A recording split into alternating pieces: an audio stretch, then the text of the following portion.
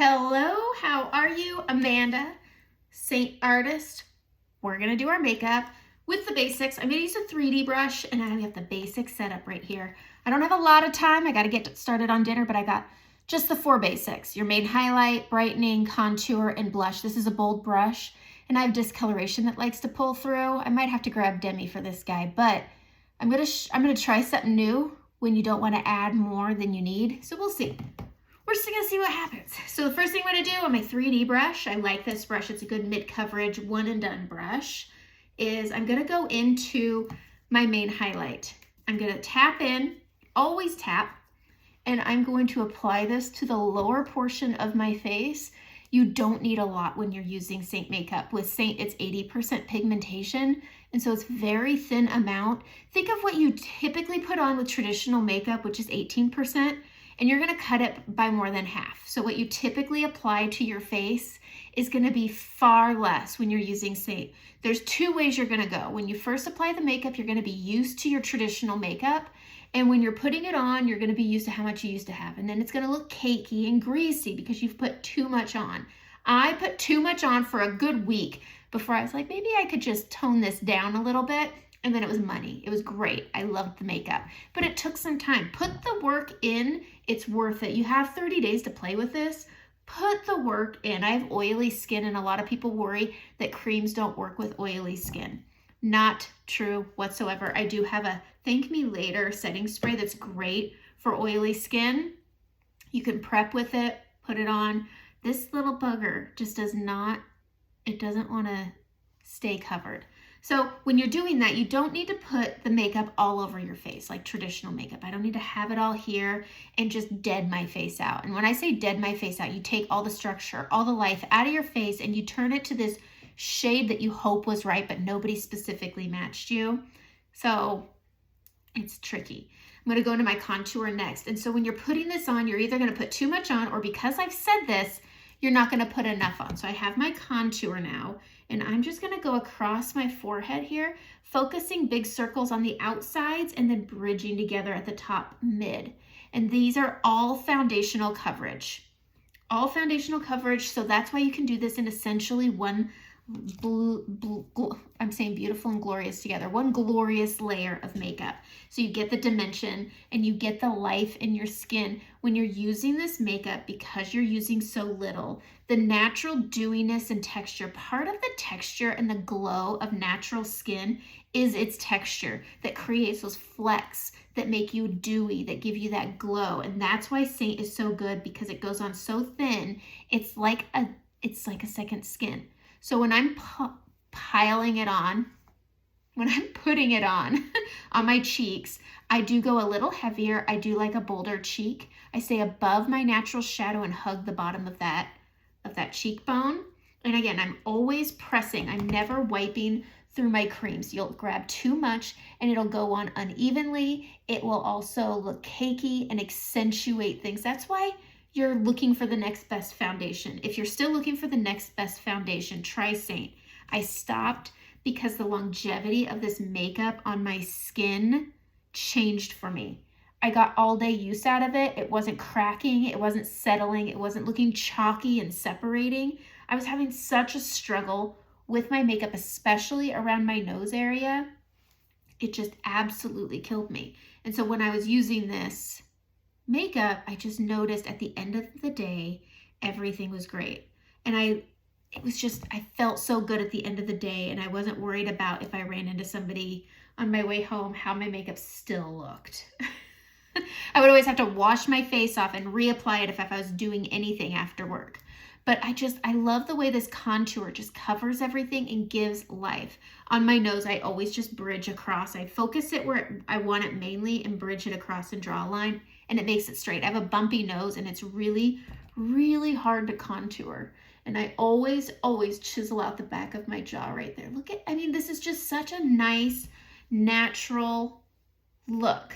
And I like that. I don't live in a town where we get all glammed up and we go out. Even when we go out, it's still an everyday look. And I like that.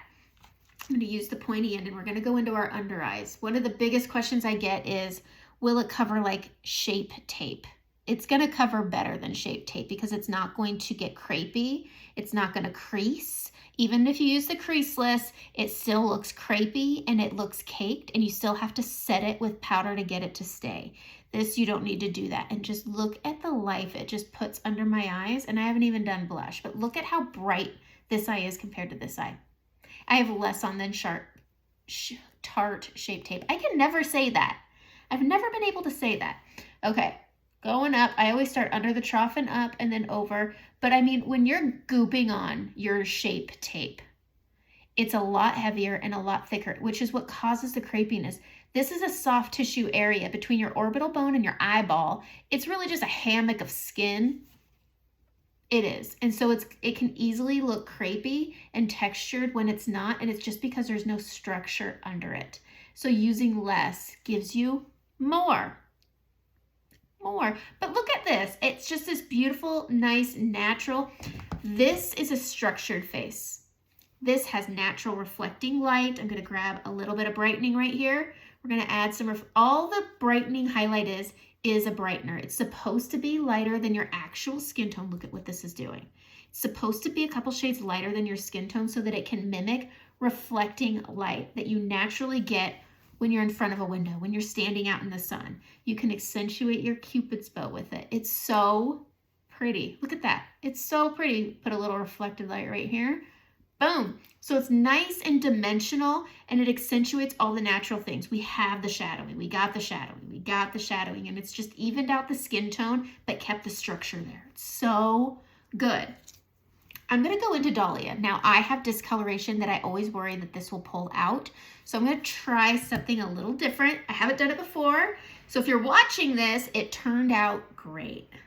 I'm going to take my brightener, and I'm going to pop this right here. I do this usually with Frenchie, Audrey, Taffy, any of those light tones. I pop it up here just to help combat that darkness. Then I'm going to go into Dahlia, and I'm going to pop that up here, because I like to have a pink blush. I like a bolder blush. I don't like it muted. I'm already muted.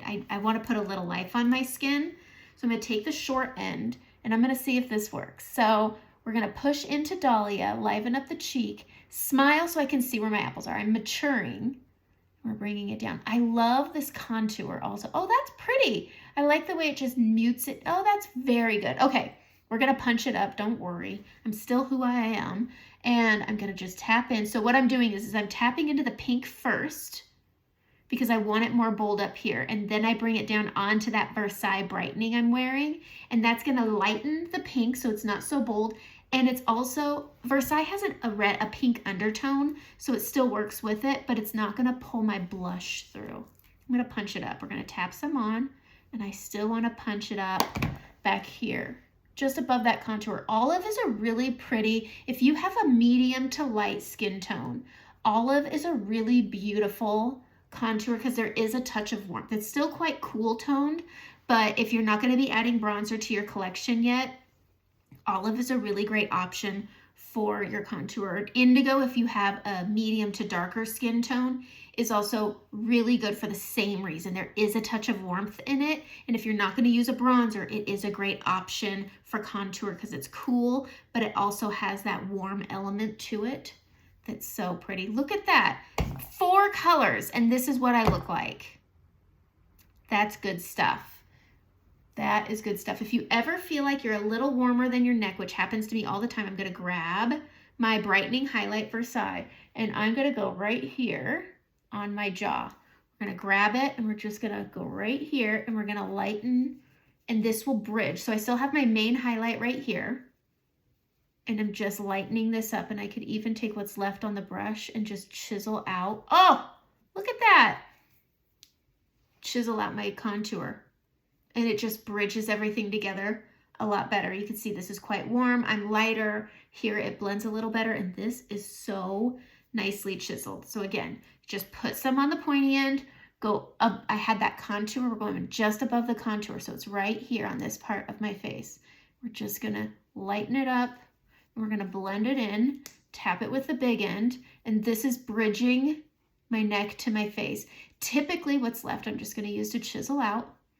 Typically, I'll put bronzer on my neck, But if you don't have bronzer in your collection, that's your option. Look at how nice that is. Okay, that's it. Have a great day.